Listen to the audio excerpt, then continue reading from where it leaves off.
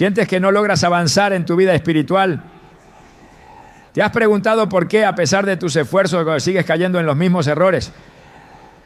La respuesta podría estar en algo que Jesús mismo practicó con perfección: la disciplina. Hebreos 12:11 nos dice: ciertamente ninguna disciplina al presente parece ser causa de gozo, sino de tristeza, pero después da fruto apacible de justicia a los que en ella han sido ejercitados. Este versículo nos revela una verdad clave: la disciplina no solo transforma comportamiento, sino que moldea el carácter conforme a la voluntad de Dios. Hoy veremos cómo la autodisciplina, cuando se vive como Cristo la enseñó, puede romper cadenas, cambiar hábitos y restaurar tu conexión con el Padre. Te mostraremos cómo desarrollar una vida disciplinada con propósito eterno. ¿Estás listo para entender lo que Dios tiene reservado para ti? ¿En qué momento dejamos de avanzar y empezamos a conformarnos? ¿En qué instante la fe ardiente se volvió rutina y la pasión por las cosas de Dios fue reemplazada por una comodidad que, aunque no duele, tampoco transforma? La verdad es que muchos de nosotros hemos aprendido a vivir dentro de una zona segura espiritual. Oramos cuando nos sentimos débiles, buscamos a Dios cuando estamos en crisis, pero fuera de esos momentos, nuestra relación con Él se convierte en algo pasivo. Jesús nunca vivió en modo pasivo, nunca buscó la comodidad ni caminó por senderos fáciles. Desde el inicio de su ministerio hasta su última respiración en la cruz, cada paso fue intencional, disciplinado y lleno de propósito eterno.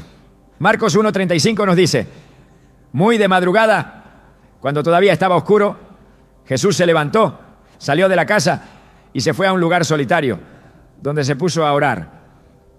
Esa escena sencilla encierra una revelación profunda. La disciplina era parte del estilo de vida del Hijo de Dios. Cuando hablamos de disciplina, muchos piensan en reglas, prohibiciones, restricciones, pero en el reino de Dios, la disciplina no es un castigo, sino un camino de transformación.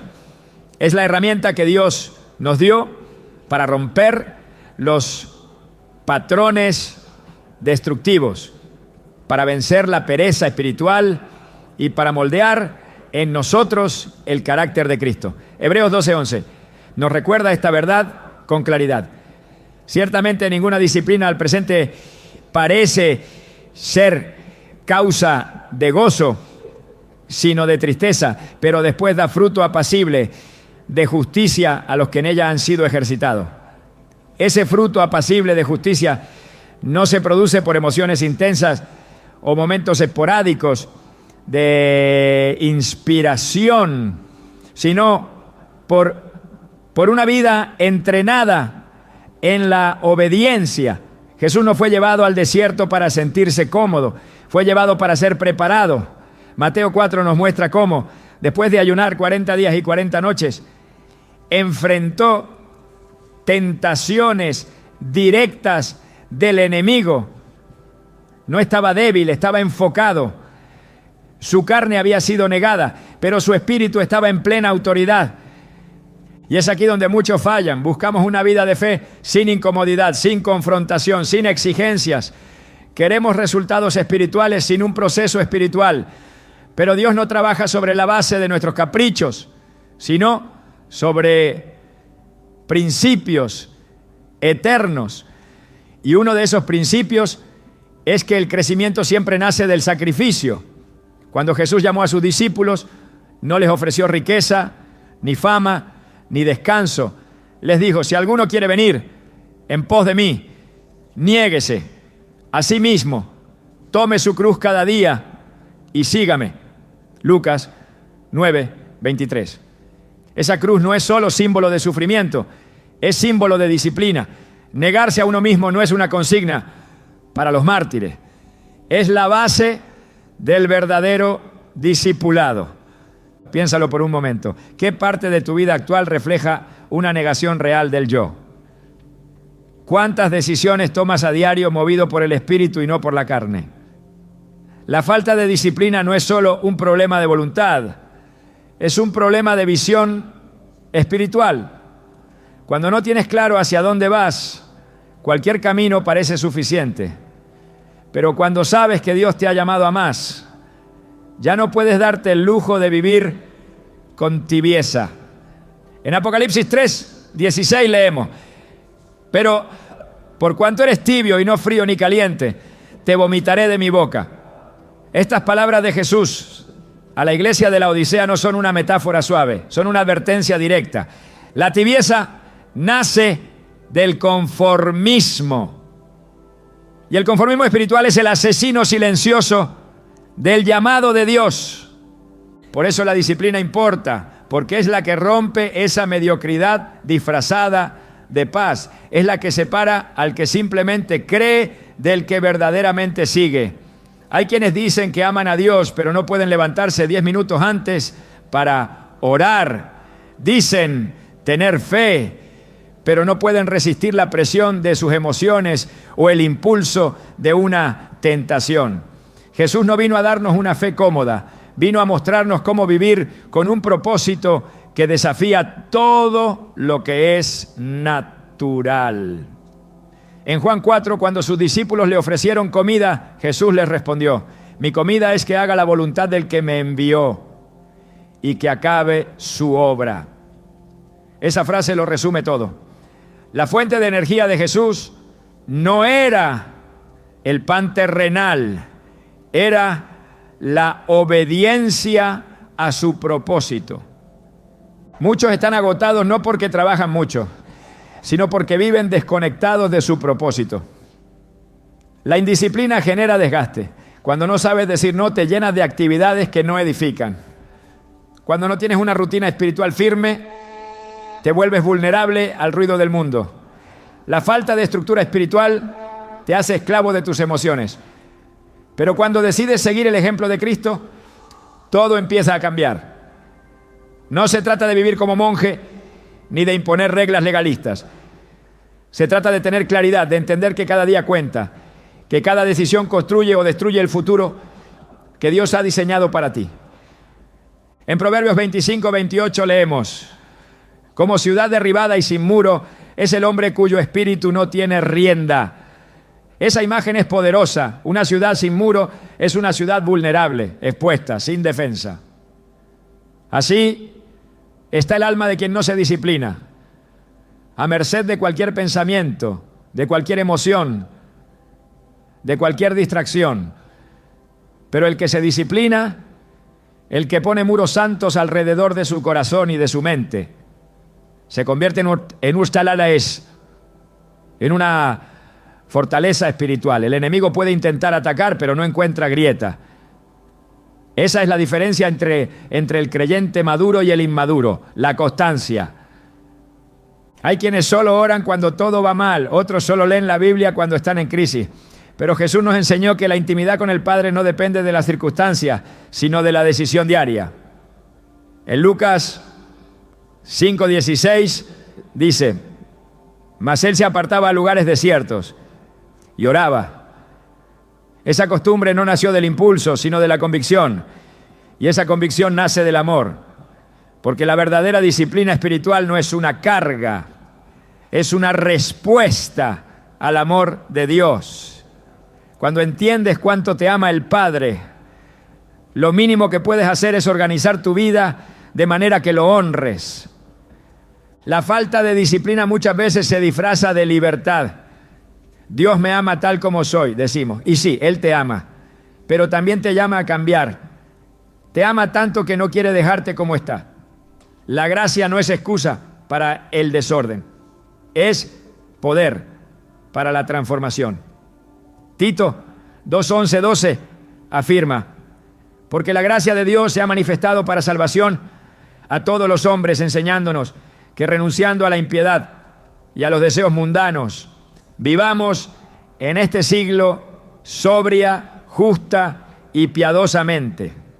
Esa es la gracia verdadera, la que nos educa, la que nos fortalece, la que nos impulsa a vivir con propósito. Quizá al escuchar todo esto te sientes confrontado.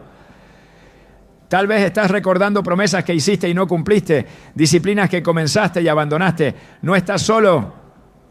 Todos hemos fallado. Pedro falló, cayó, negó al maestro, pero también fue restaurado, y después de ser restaurado fue más firme, más enfocado, más disciplinado. Lo que marcó la diferencia no fue la ausencia de errores, sino la decisión de levantarse y seguir. Esa misma oportunidad está disponible para ti hoy. No importa cuántas veces te hayas rendido, Dios sigue creyendo en tu potencial, pero necesita que tomes una decisión, porque sin decisión no hay transformación. No puedes esperar que el Espíritu Santo haga en ti lo que tú no estás dispuesto a sostener. Dios puede darte la dirección, pero tú debes caminar. Puede darte la visión, pero tú debes perseverar. El milagro ocurre en el movimiento, no en la pasividad.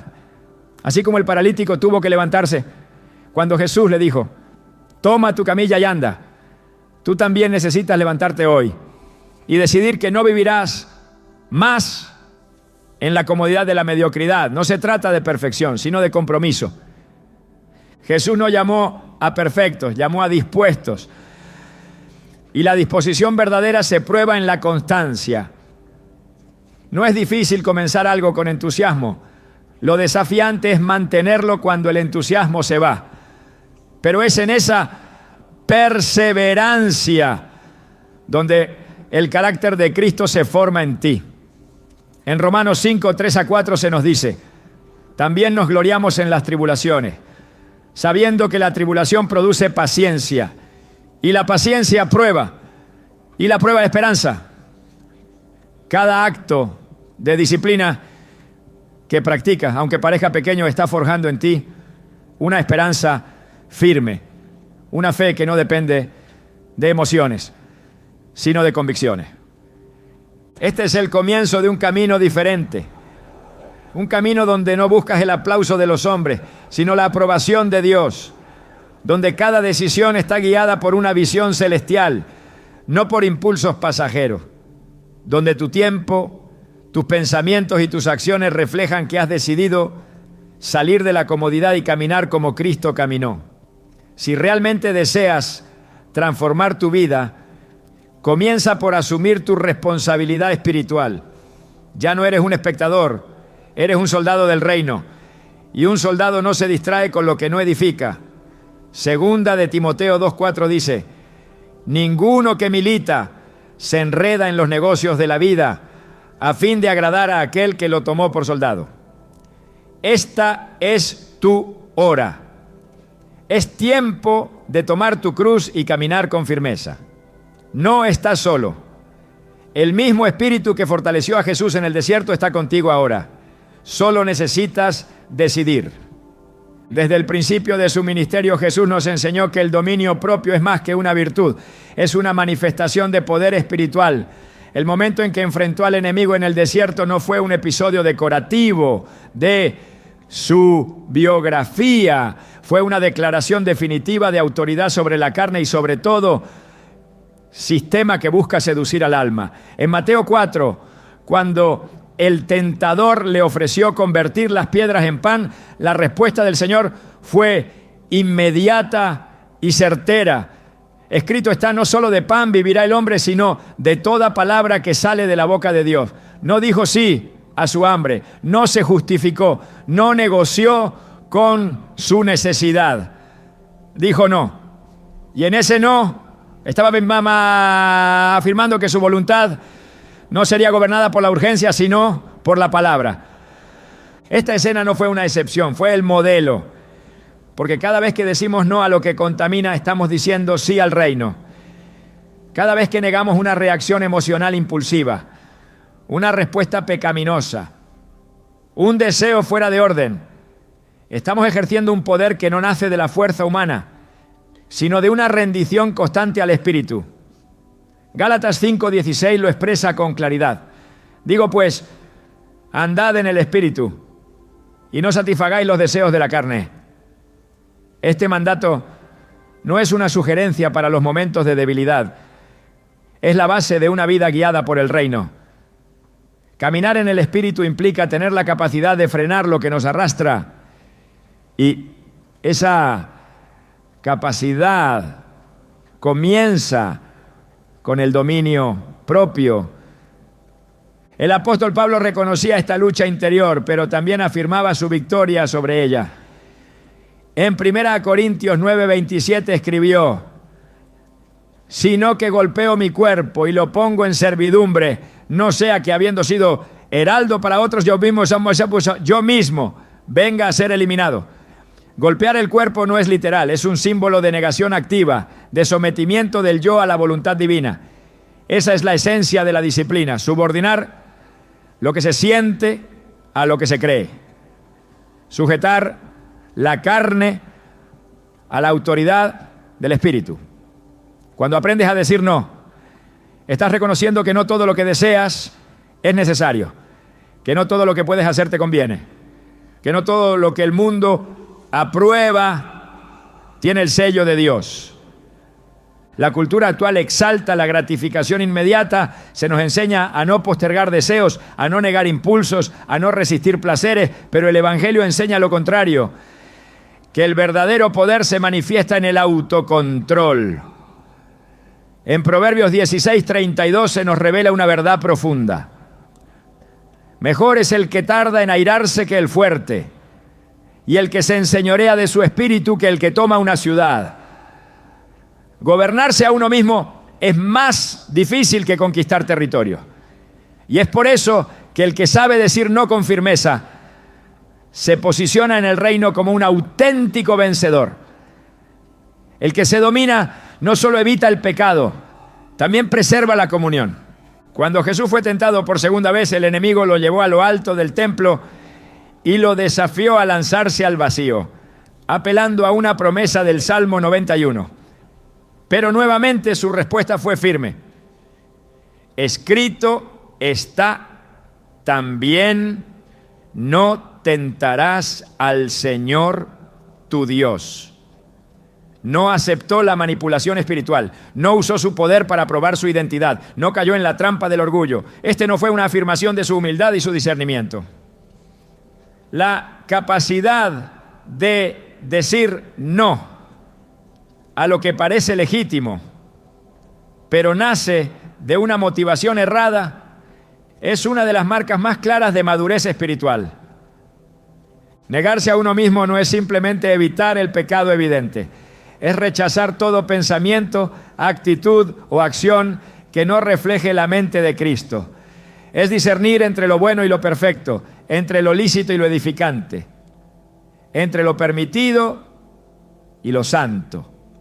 Romanos 12:2 nos exhorta a no conformarnos a este siglo, sino a ser transformados por la renovación del entendimiento, para comprobar cuál es la voluntad de Dios, buena, agradable y perfecta. Esta transformación comienza en la mente, pero se manifiesta en la conducta.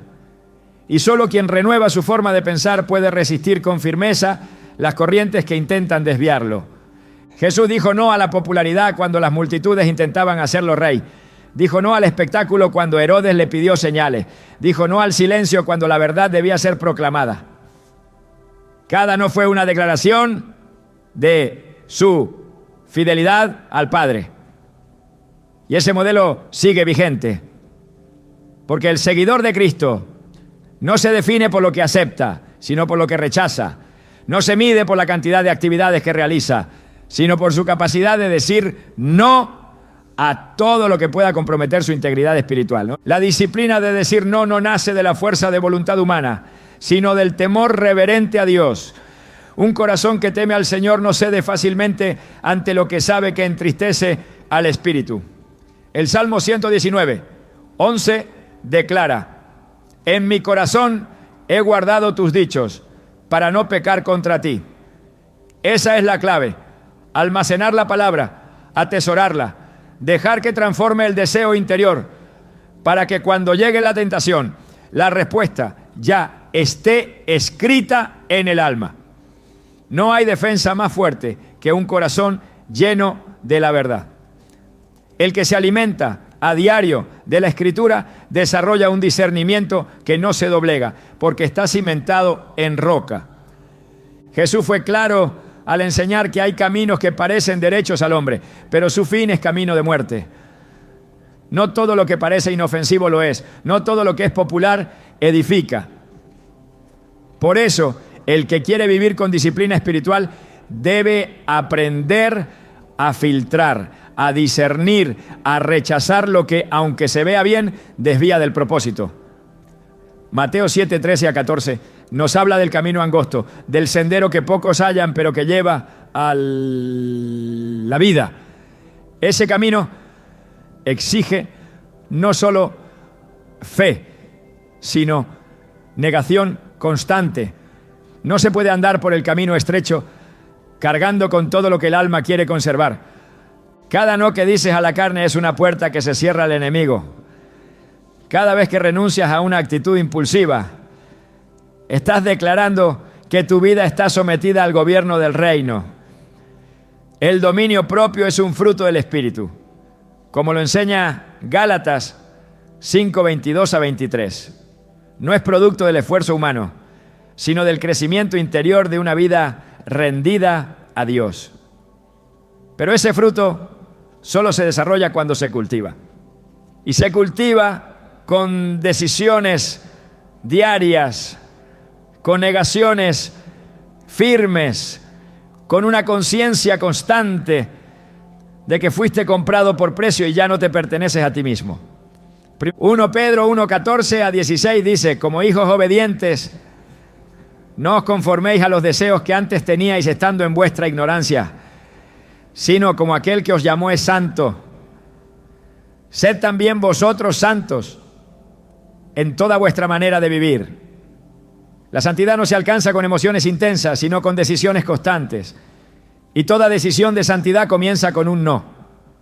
No a lo que contamina, no a lo que desvía, no a lo que diluye la presencia de Dios en ti.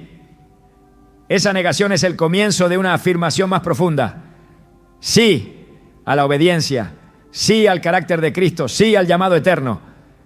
Decir no también es un acto de adoración, porque cuando renuncias a lo que deseas para agradar a Dios, estás ofreciendo un sacrificio vivo. Romanos 12, 1 nos exhorta a presentar nuestros cuerpos en sacrificio vivo, santo, agradable a Dios, que es nuestro culto racional. Cada vez que eliges el bien por encima del placer, cada vez que eliges la obediencia por encima del impulso, estás adorando con tu cuerpo, con tu mente, con tu voluntad. Esa adoración no necesita música ni altar, solo un corazón decidido a honrar al Padre en todo momento. El que vive guiado por el Espíritu aprende que el poder no se manifiesta en gritar, sino en resistir. Santiago 4:7 dice: someteos pues a Dios, resistid al diablo y huirá de vosotros. El diablo no huye de emociones, huye de corazones sometidos, y el sometimiento a Dios se prueba en la capacidad de decir no. No a la amargura, no a la impaciencia, no a la venganza, no a la lujuria, no al orgullo. Cada no debilita al enemigo y fortalece tu espíritu. Cada no es una declaración de independencia del pecado y de dependencia del Espíritu Santo. Jesús fue tentado en todo, pero sin pecado. Hebreos 4:15 afirma que tenemos un sumo sacerdote que se compadece de nuestras debilidades, porque fue tentado en todo según nuestra semejanza, pero venció. Y si Él venció, nosotros también podemos vencer. No por fuerza humana, sino por la misma gracia que lo sostuvo. Esa gracia nos ha sido dada no solo para ser perdonados, sino para ser transformados. Tito 2:11-12, como ya hemos citado, lo deja claro. La gracia nos enseña a renunciar. No a adaptarnos, no a justificar, sino a renunciar. Y esta renuncia no es una pérdida, es una ganancia. porque todo lo que se entrega a Dios es multiplicado en bendición. Todo lo que se niega por amor al reino será recompensado en gloria. Jesús dijo en Marcos 10, 29 a 30, que no hay nadie que haya dejado casa, hermanos, familia o tierras por causa de Él y del Evangelio, que no reciba 100 veces más ahora, en este tiempo y en el venidero, la vida eterna. El no que das hoy es la semilla de un sí eterno. Y ese sí vale más que cualquier placer momentáneo que debas rechazar. Esta es la senda de la disciplina. No es fácil, pero es gloriosa. No es cómoda, pero es santa. Y todo aquel que desea ser discípulo de Cristo debe recorrerla. Porque el verdadero discípulo no solo cree, también obedece. No solo proclama, también renuncia. Y en cada renuncia hay una victoria. Y en cada victoria una transformación que nos lleva más cerca de la imagen del Hijo. La vida espiritual no se construye sobre momentos extraordinarios, sino sobre decisiones constantes. La disciplina que transforma no depende de emociones pasajeras, sino de prácticas diarias que se convierten en fundamento. Jesús no vivió de manera improvisada. Cada día de su ministerio estuvo marcado por hábitos que no solo fortalecían su espíritu, sino que lo mantenían en perfecta comunión con el Padre. Su vida no era reactiva, era intencional. No esperaba a sentirse inspirado para orar, ayunar o enseñar. Su constancia no dependía del estado de ánimo, sino de una comprensión profunda de su misión. Y esa misma estructura es la que Dios espera que adoptemos para formar en nosotros el carácter de Cristo.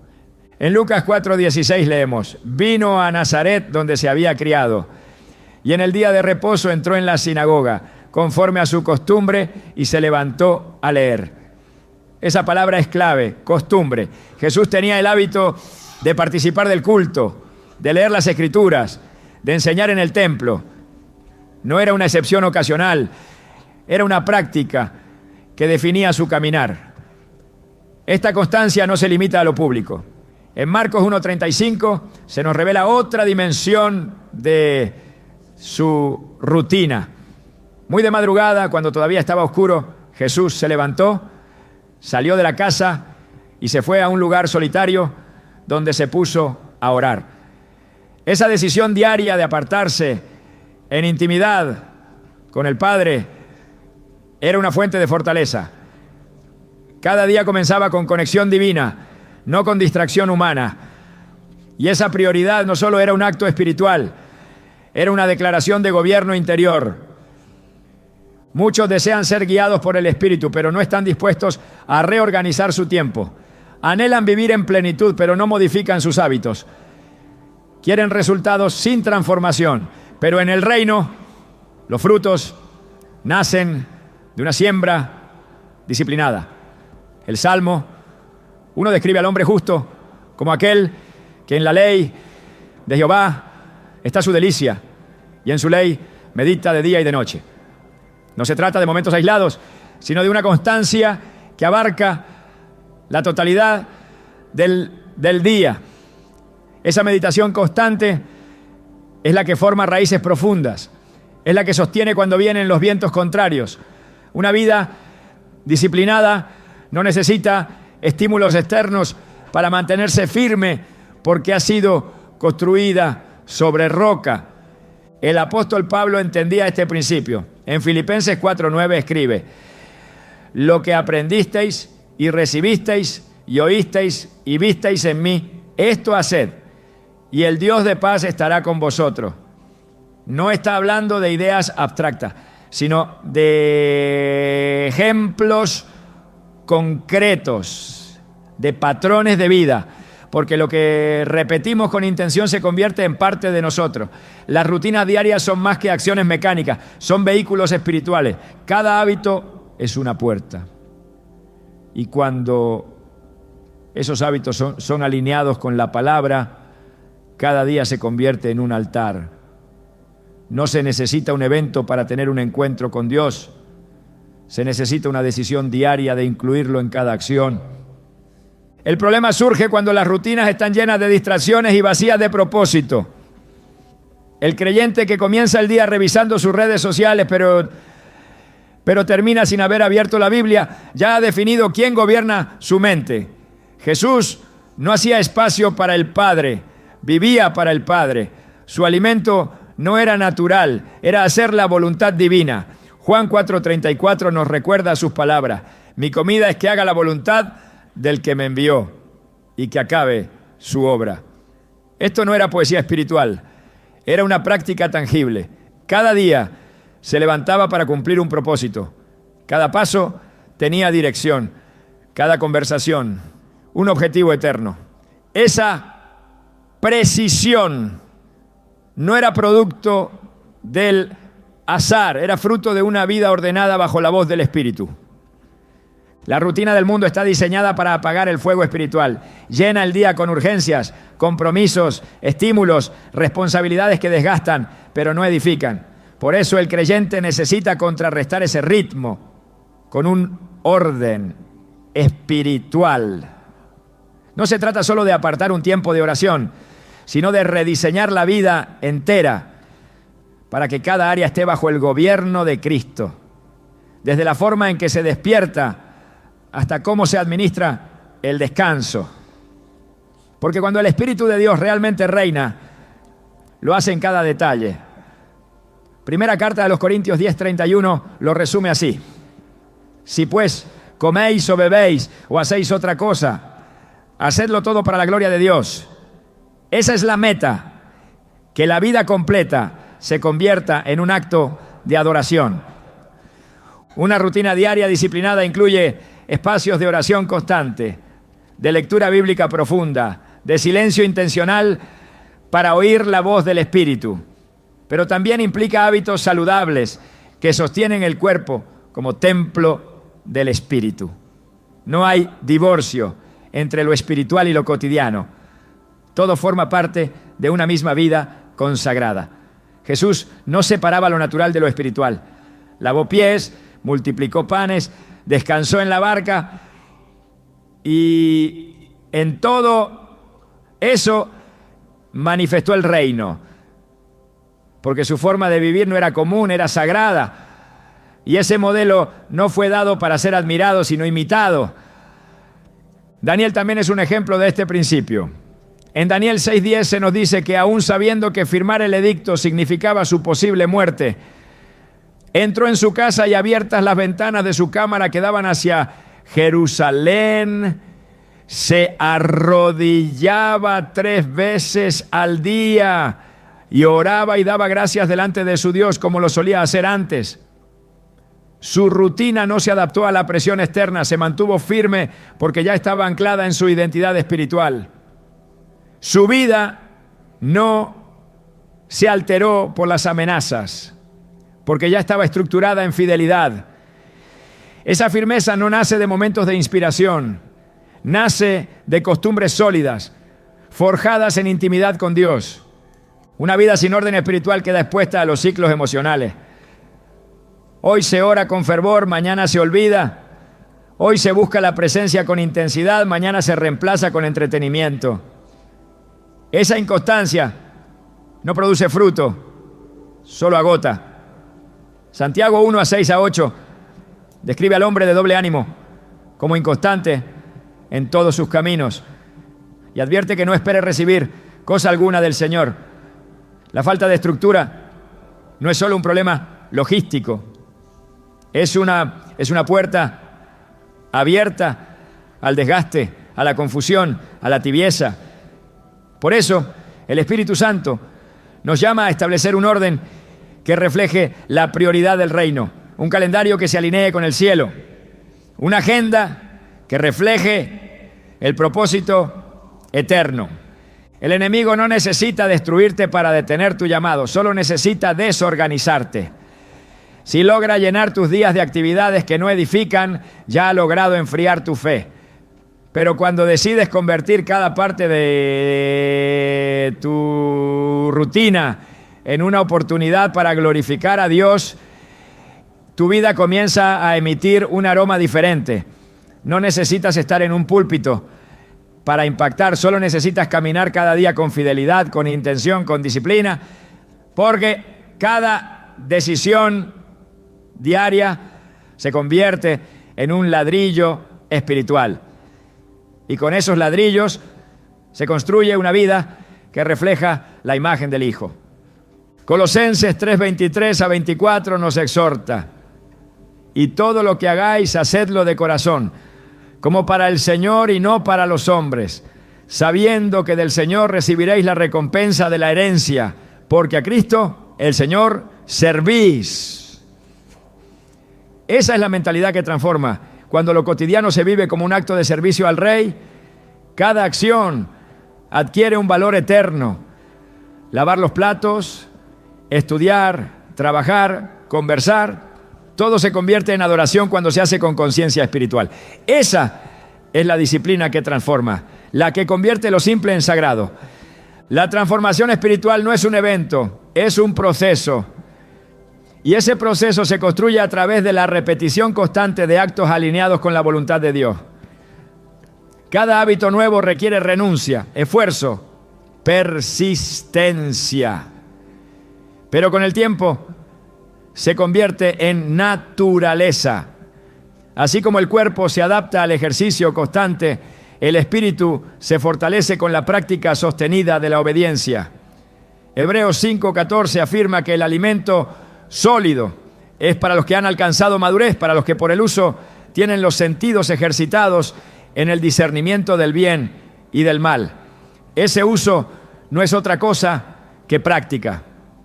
Y practicar es repetir hasta que lo que era difícil se vuelva parte de ti. El mundo promueve rutinas que priorizan el éxito personal, la eficiencia, el entretenimiento. Pero el reino llama a una rutina que priorice la santidad, la obediencia, la comunión. El ritmo del cielo es diferente. Requiere pausas para orar, espacios para meditar, tiempos para rendir cuentas, momentos para alabar. Y cuando ese ritmo se convierte en el compás de tu vida, todo cambia. La ansiedad pierde poder, la tentación pierde atractivo, la carne pierde dominio, porque tu mente está enfocada, tu alma está anclada y tu espíritu está fortalecido. Esta es la disciplina que Dios espera. No la que impresiona, sino la que permanece. No la que busca aplauso, sino la que rinde obediencia. Una vida que, al igual que la de Jesús, está marcada por la constancia, por el orden, por la presencia continua del Padre en cada acto. No se necesita un lugar perfecto ni un tiempo ideal. Solo un corazón decidido a vivir cada día bajo su dirección. Cuando tus rutinas están saturadas de su presencia, tu vida deja de ser común. Comienza a reflejar la luz de quien la gobierna. Hay momentos en la vida del creyente donde el mayor campo de batalla no está en el exterior, sino en el interior. No es lo que sucede afuera lo que determina la dirección del alma, sino cómo se gestiona lo que se levanta por dentro. El corazón humano, cuando no está sometido al espíritu, se convierte en una fuente inestable de emociones que suben y bajan como olas sin control. Jesús nunca negó las emociones, pero nunca permitió que lo dominaran. No vivió desde la impulsividad, sino desde una conexión constante con el Padre. Y es allí donde radica la diferencia entre una vida dominada por el Espíritu y una vida gobernada por los deseos. En Getsemaní, Jesús mostró con total claridad que sentir no es pecado, pero rendirse al sentimiento sí puede desviarnos del propósito. Mateo 26, 38 a 39 registra su agonía con estas palabras: mi alma está muy triste, hasta la muerte.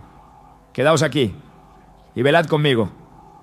Yendo un poco adelante, se postró sobre su rostro, orando y diciendo: Padre mío, si es posible, pase de mí esta copa, pero no sea como yo quiero, sino como tú. En esta oración no hay debilidad, hay autoridad, porque aunque su alma estaba angustiada, su decisión fue obedecer. No fue la emoción la que gobernó la escena, fue la rendición total al Espíritu.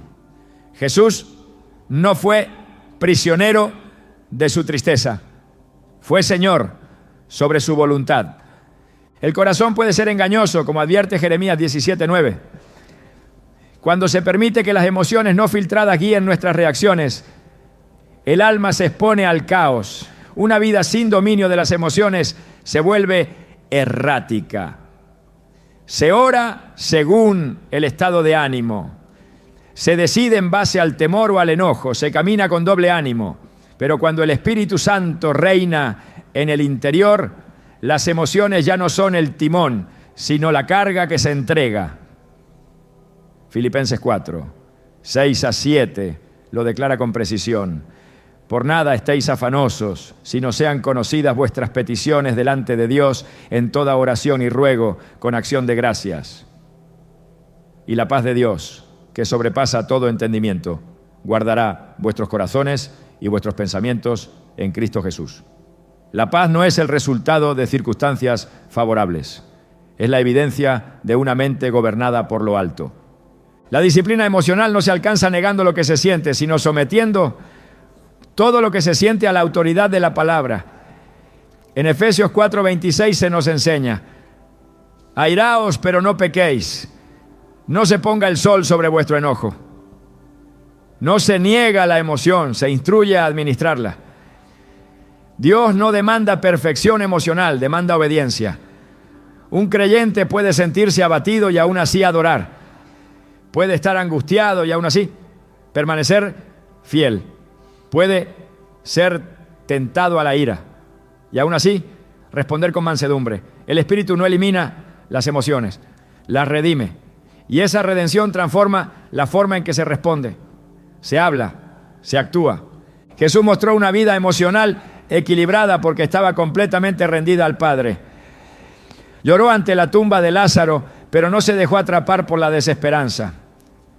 Sintió compasión por las multitudes, pero nunca actuó por pena, sino por amor guiado. Su enojo en el templo no fue una reacción impulsiva, fue una manifestación de celo santo. Cada emoción fue canalizada con propósito. Y esa es la marca del dominio espiritual, que lo que se siente no se convierte en obstáculo, sino en expresión del carácter de Dios. La inmadurez emocional produce decisiones inestables. Una persona puede amar la presencia de Dios, pero si no disciplina su interior, será voluble. Un día encendida en fe, otro sumida en queja. Un día comprometida con la santidad, otro atrapada en la duda. Esa inestabilidad no es producto de un ataque externo, sino de un corazón que no ha sido entrenado para sujetarse al gobierno del Espíritu. Santiago 1:8 habla de ese tipo de creyente como sombrío, como hombre de doble ánimo, inconstante en todos sus caminos. Y esa inconstancia es una señal de urgencia espiritual, porque el que no domina sus emociones termina siendo dominado por ellas. El dominio propio no es solo control de conducta, es control del alma, es tener la capacidad de escuchar la emoción, pero obedecer al Espíritu. Romanos 8:6 nos da una clave reveladora, porque el ocuparse de la carne es muerte, pero el ocuparse del Espíritu es vida y paz. Ocuparse del Espíritu no significa suprimir emociones, sino interpretarlas desde la óptica celestial. Un alma dominada por el Espíritu tiene la capacidad de discernir qué parte de lo que siente viene de Dios y qué parte proviene de la naturaleza caída. Esa distinción es vital para caminar en obediencia continua. El creyente disciplinado espiritualmente aprende a callar cuando la carne quiere hablar, a esperar cuando el alma quiere correr, a perdonar cuando la herida clama venganza. No porque no sienta, sino porque ha aprendido que obedecer es mejor que reaccionar. La carne quiere revancha, el Espíritu pide gracia, la carne exige control, el Espíritu llama a confiar. Esa tensión se vive en el interior, pero se resuelve con una decisión: rendirse a lo que viene de Dios. Gálatas 5:24 lo establece con firmeza. Pero los que son de Cristo han crucificado la carne con sus pasiones y deseos. No se negocia con lo que contamina, se crucifica. Y esa cruz no es solo símbolo de redención, es un llamado diario a la muerte del yo. El alma no se disciplina por accidente, requiere entrenamiento, requiere vigilancia, requiere confrontación interna. 2 Corintios 10:5 declara: derribando argumentos y toda altivez que se levanta contra el conocimiento de Dios y llevando cautivo todo pensamiento a la obediencia a Cristo. Cada pensamiento que no glorifica, cada impulso que no edifica, cada emoción que no santifica, debe ser capturado, no se deja correr libre, se somete. Ese es el campo donde se forma el carácter del reino, en el gobierno de lo invisible, porque lo que no se ve es lo que determina la victoria o la derrota. La oración no solo conecta con el cielo, también ordena el alma. Cuando se ora con sinceridad, el corazón se aquieta, se filtra la ansiedad, se silencia el temor, se desactiva la reactividad. La vida de oración no es solo un recurso en momentos de crisis, es una disciplina que reestructura el interior. Jesús no oraba solo cuando necesitaba milagros, oraba porque necesitaba permanecer alineado. Esa constancia era su fuente de equilibrio. Marcos 6:46 lo dice así: después que los despidió, se fue al monte a orar. Mientras otros descansaban, él fortalecía su alma. No porque fuera débil, sino porque entendía que solo una vida interior firme puede sostener una obra eterna. El silencio también es una forma de disciplina espiritual. Callar cuando el alma quiere gritar, esperar cuando la carne quiere intervenir. Isaías 30:15 afirma: en descanso y en reposo seréis salvos, en quietud y en confianza será vuestra fortaleza. La fortaleza no siempre se manifiesta en el hablar, a veces se revela en el resistir sin ceder, en el confiar sin comprender, en el avanzar sin ver. Esa quietud es la que permite que el espíritu hable por encima del bullicio emocional. Porque cuando el corazón se aquieta, la voz de Dios se vuelve más clara. Una vida emocional sujeta al espíritu es una vida libre, no dominada por la culpa, ni atrapada por el resentimiento, ni gobernada por la inseguridad. Es una vida donde cada emoción es examinada bajo la luz de la verdad, donde el gozo no depende de lo externo, sino de la presencia, donde la paz no se rompe por los conflictos, porque está anclada en una realidad superior. Isaías 26:3 lo asegura: tú guardarás en completa paz a aquel cuyo pensamiento en ti persevera, porque en ti ha confiado. La mente que persevera en Dios es la que no es arrastrada por los vaivenes del alma, sino que se mantiene firme porque ha aprendido a confiar más allá de lo visible. Jesús nunca reaccionó desde la carne. Incluso cuando fue traicionado, escupido, azotado y crucificado, no devolvió mal por mal. Su respuesta fue perdón. Su actitud fue mansedumbre, su enfoque fue obediencia. No permitió que el dolor dictara su comportamiento. Permitió que la voluntad del Padre dirigiera su camino. Y ese ejemplo no está fuera de nuestro alcance. 1 Pedro 2:21 nos recuerda que fuimos llamados para seguir sus pisadas. No para imitarlo en momentos de gloria, sino en su manera de vivir. Su dominio emocional fue parte esencial de su ministerio y también lo es para todo el que desea caminar en santidad. El Espíritu Santo no solo consuela, también corrige, no solo guía, también confronta y en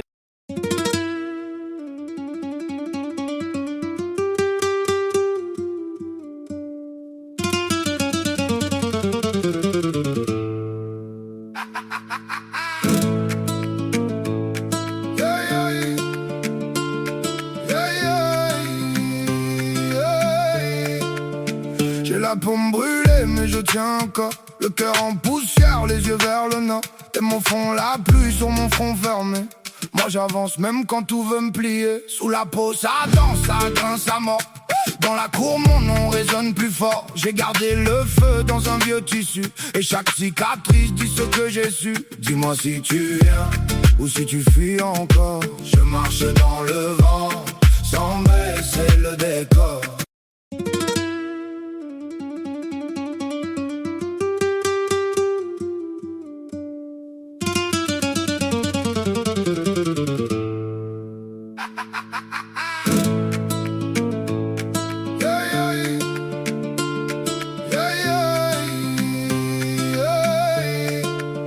J'ai la paume brûlée mais je tiens encore. Le cœur en poussière, les yeux vers le nord. Tes mots font la pluie sur mon front fermé. Moi j'avance même quand tout veut me plier. Sous la peau ça danse, ça grince à mort. Dans la cour mon nom résonne plus fort. J'ai gardé le feu dans un vieux tissu. Et chaque cicatrice dit ce que j'ai su. Dis-moi si tu viens ou si tu fuis encore. Je marche dans le vent sans baisser le décor.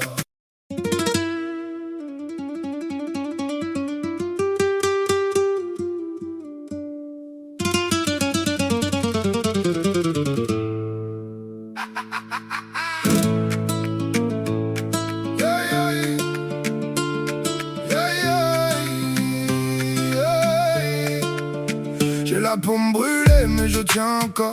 Le cœur en poussière, les yeux vers le nord. Tes mots font la pluie sur mon front fermé. Moi j'avance même quand tout veut me plier. Sous la peau ça danse, ça grince à mort. Dans la cour mon nom résonne plus fort. J'ai gardé le feu dans un vieux tissu. Et chaque cicatrice dit ce que j'ai su. Dis-moi si tu viens ou si tu fuis encore. Je marche dans le vent sans baisser le décor.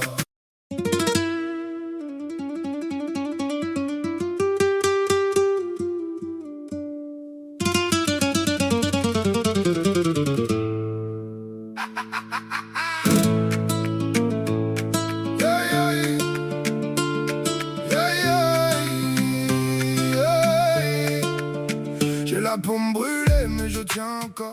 Le cœur en poussière. En esa confrontación nace la libertad verdadera, porque el alma que se deja moldear, el corazón que se deja disciplinar, el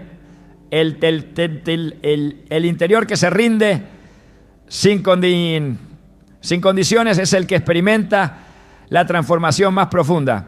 No se trata de dejar de sentir, sino de aprender a sentir como Cristo. No se trata de eliminar emociones, sino de vivirlas desde la redención. Cuando el alma ha sido gobernada por el Espíritu, ya no es esclava del pasado, ni víctima de las circunstancias, ni marioneta del entorno. Es un altar donde Dios habita, una vasija útil, una expresión viva de su gloria. El alma se fatiga cuando pierde de vista lo eterno.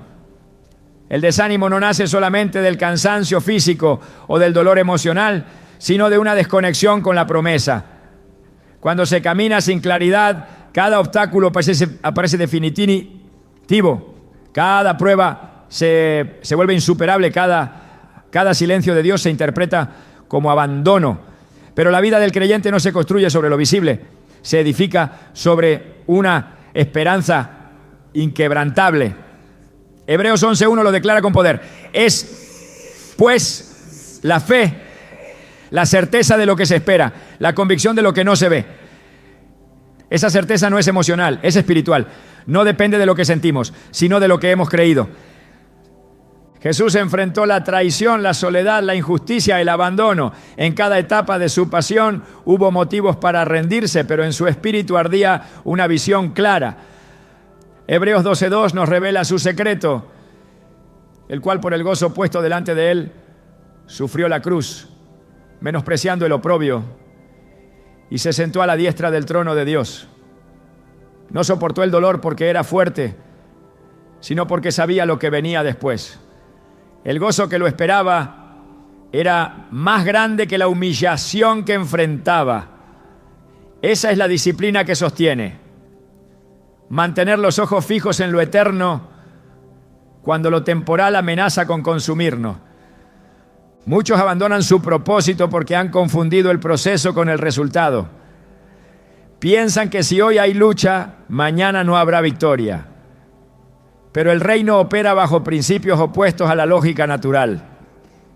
El sufrimiento no es señal de fracaso, es señal de formación. Romanos 5, 3 a 4 lo enseña con claridad. Sabemos que la tribulación produce paciencia, y la paciencia prueba, y la prueba esperanza. Esta cadena espiritual no puede ser rota. Cada etapa prepara la siguiente. Lo que parece retroceso es, en el reino, parte de un diseño mayor. Por eso, quien se disciplina espiritualmente no interpreta su dolor como castigo, sino como entrenamiento. El enemigo sabe que no puede destruir a quien está en Cristo, pero sí puede intentar agotarlo. Por eso siembra pensamientos de duda, fatiga, desesperanza. El que no cultiva una visión eterna fácilmente cae en el engaño de la inutilidad. Piensa que su esfuerzo es en vano, que sus oraciones no son escuchadas, que su fidelidad no tiene recompensa. Pero 1 Corintios 15:58 es una respuesta contundente a esa mentira. Así que, hermanos míos amados, estad firmes y constantes, creciendo en la obra del Señor siempre, sabiendo que vuestro trabajo en el Señor no es en vano. La constancia no es una repetición mecánica, es una declaración de fe. Cada día que perseveras, estás diciendo: creo aunque no vea, permanezco aunque no entienda, camino aunque no sienta. La disciplina se convierte entonces en el escudo contra el desánimo, porque no depende del estado del alma, sino de la decisión del espíritu. El que se disciplina ha determinado seguir, no por lo que recibe, sino por quien lo llamó. El que tiene visión eterna entiende que todo lo presente es pasajero, y esa convicción cambia la forma en que se enfrentan las pruebas. 2 Corintios 4:17 nos revela esta perspectiva, porque esta leve tribulación momentánea produce en nosotros un cada vez más excelente y eterno peso de gloria. El sufrimiento no es el fin, es el medio. Y cuando se entiende el fin, se puede atravesar el medio con determinación. No hay perseverancia sin propósito. El que no sabe por qué lucha, pronto deja de luchar. Pero el que ha visto en su espíritu el diseño de Dios para su vida, camina con firmeza aunque sus pies sangren. Job, en medio de la prueba más intensa de su existencia, declaró: mas él conoce mi camino, me probará y saldré como oro. Job 23:10. Esa es la voz de alguien que ha decidido resistir, no porque tenga todas las respuestas, sino porque ha decidido confiar. La resistencia espiritual no nace de la negación del dolor, sino del entendimiento de que ese dolor no es el final. En la carrera de la fe muchos comienzan con entusiasmo, pero el reino no se trata de cómo se empieza, sino de cómo se termina. Jesús dijo en Mateo 24:13, mas el que persevere hasta el fin, éste será salvo. La perseverancia no es una opción adicional para los fuertes, es una condición para los fieles. Y esa perseverancia se forja en lo secreto, en los días donde nadie aplaude, en las horas donde la única motivación es la obediencia. Allí, en el silencio del proceso, es donde se separan los que buscan emoción de los que han sido llamados a transformación. La visión eterna permite interpretar el presente desde el futuro. Permite entender que lo que hoy parece pérdida, mañana será testimonio. Que lo que hoy cuesta lágrimas, mañana traerá fruto. Salmo 126:5 lo promete. Los que sembraron con lágrimas, con regocijo, segarán. Esa promesa no es poesía, es ley espiritual. Ninguna lágrima que se derrama en obediencia queda sin respuesta. Ningún sacrificio hecho en fidelidad es ignorado por el cielo. Dios no olvida, Dios ve, Dios recompensa. Por eso, resistir el desánimo No es cuestión de personalidad, es cuestión de visión. El que mira hacia lo alto no se deja abatir por lo que sucede abajo. El que ha puesto su esperanza en Cristo no negocia su fidelidad por un alivio temporal. No se rinde ante la presión, se fortalece en la promesa. Efesios 6:13 instruye: por tanto, tomad toda la armadura de Dios para que podáis resistir en el día malo y habiendo acabado todo, estar firmes. Esa firmeza no es pasiva, es una resistencia activa, es seguir creyendo, seguir sirviendo, seguir orando, aunque todo alrededor grite que es tiempo de parar. La obediencia no es una opción reservada para los más entregados, es el llamado esencial de todo aquel que ha decidido seguir a Cristo. No se trata de cumplir reglas, sino de reflejar amor, porque en el reino de Dios, obedecer no es solo una muestra de respeto, es una declaración de intimidad. Jesús no obedecía al Padre por imposición, sino por devoción. Juan 14:31 lo deja en claro. Pero para que el mundo conozca que amo al Padre, y como el Padre me mandó, así hago. Su obediencia era la expresión visible de un amor absoluto. No cuestionaba, no negociaba, no posponía. Respondía con acción inmediata, porque su mayor deleite era hacer la voluntad del que lo envió. En una cultura que exalta el individualismo, obedecer parece debilidad, pero ante Dios es el mayor acto de fortaleza espiritual. La carne desea hacer lo propio, seguir su criterio, tomar atajos. El espíritu, en cambio, conduce a la obediencia incluso cuando duele, incluso cuando no se entiende, incluso cuando parece que nadie más lo hace. Filipenses 2:8 nos recuerda que Jesús se humilló a sí mismo haciéndose obediente hasta la muerte, y muerte de cruz. Esa no fue una obediencia parcial, ni temporal, ni condicional, fue total. Y esa obediencia es el estándar que nos fue dejado, no para admirar desde lejos, sino para imitar con decisión. El alma que ha sido transformada no lucha con obedecer, porque ha comprendido que la voluntad de Dios no es una carga, sino un camino seguro. Salmo 119:60 dice: me apresuré y no me retardé en guardar tus mandamientos. El que ama a Dios no retrasa su obediencia, la ejecuta con gozo, porque entiende que cada mandato divino es una invitación a una vida más elevada. No obedece por temor al castigo, sino por gratitud a la gracia. La disciplina espiritual se consolida cuando obedecer ya no es un esfuerzo, sino un estilo de vida. Cada vez que Jesús hablaba, lo hacía desde la autoridad de alguien que estaba en completa armonía con la voluntad del Padre. No tenía agenda propia, no improvisaba, no actuaba para agradar a los hombres. Su único deseo era cumplir con fidelidad cada asignación recibida. Juan 6:38 lo reafirma: porque he descendido del cielo, no para hacer mi voluntad, sino la voluntad del que me envió. Esa sumisión voluntaria al propósito eterno fue lo que le dio poder, dirección y fruto. Y ese mismo poder está disponible para todo aquel que escoge obedecer sin condiciones. El creyente disciplinado no espera sentir para obedecer ni necesita señales extraordinarias para avanzar. Cree, confía y actúa. La obediencia precede a la revelación, no al revés. Abraham salió sin saber a dónde iba, simplemente porque Dios lo dijo. Esa disposición de corazón es la que activa la bendición. Deuteronomio 28:1-2 lo promete con firmeza. Acontecerá que si oyeres atentamente la voz de Jehová tu Dios para guardar y poner por obra todos sus mandamientos, vendrán sobre ti todas estas bendiciones y te alcanzarán. No es suficiente escuchar. Hay que guardar y poner por obra. No hay mayor muestra de madurez espiritual que una obediencia silenciosa. No busca reconocimiento, no espera resultados inmediatos, no necesita aprobación humana. Solo obedece porque ama. Y ese amor, cuando es genuino, transforma toda la vida.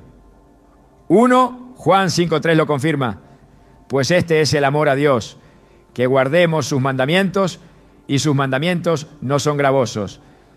No son pesados porque han dejado de ser una carga. Se han convertido en el deleite del alma. Y cuando la obediencia nace del amor, ya no se necesita fuerza externa. Se camina en santidad porque se desea agradar al Padre más que complacer cualquier deseo pasajero. La obediencia es el fruto visible de una disciplina invisible. No es perfección, es constancia. No es imposición, es decisión. No es teoría, es práctica. Es tomar la cruz cada día y seguir, aunque cueste, aunque duela, aunque todo en el alma diga lo contrario. Porque el que ama, obedece, y el que obedece, permanece. Juan 15:10 dice: si guardáis mis mandamientos, permaneceréis en mi amor. Esa permanencia es la garantía de una vida que ha hecho de la disciplina su bandera y de la obediencia su lenguaje.